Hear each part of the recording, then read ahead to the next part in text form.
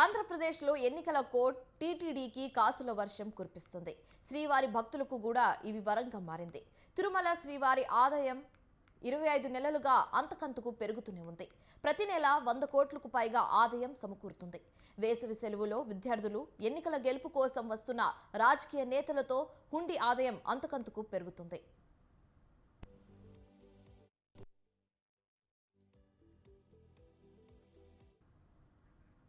ఆంధ్రప్రదేశ్లో ఎన్నికల కోడ్ ప్రభావం తిరుమలలో వీఐపీ బ్రేక్ దర్శనాలపై ఆంక్షలు అమల్లోకి వచ్చాయి.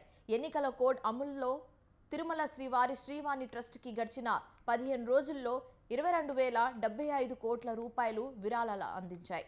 ఎన్నికల కోడ్తో మార్చి 16 నుంచి సిఫారసు లేఖలు రద్దు చేసిన టీటీడీ ప్రత్యామ్నాయం కోసం శ్రీవాణి టికెట్ల కోటాను కూడా పెంచింది. 10,000 డొనేషన్తో వీఐపీ బ్రేక్ దర్శనం కల్పించడంతో హుండీ ఆదాయం మరింత పెరిగినట్టుగా తెలుస్తుంది. అయితే తిరుమల ఆఫ్లైన్ కోటా కూడా పెంచి కౌంటర్లను 2 నుంచి 4కు పెంచారు. దీంతో 15 రోజుల్లో 22,752 శ్రీవాణి టికెట్ల విక్రయం ద్వారా 22 కోట్ల ఆదాయం వచ్చింది. మార్చిలో శ్రీవారి ఆదాయం 118 కోట్లుగా తేల్చారు.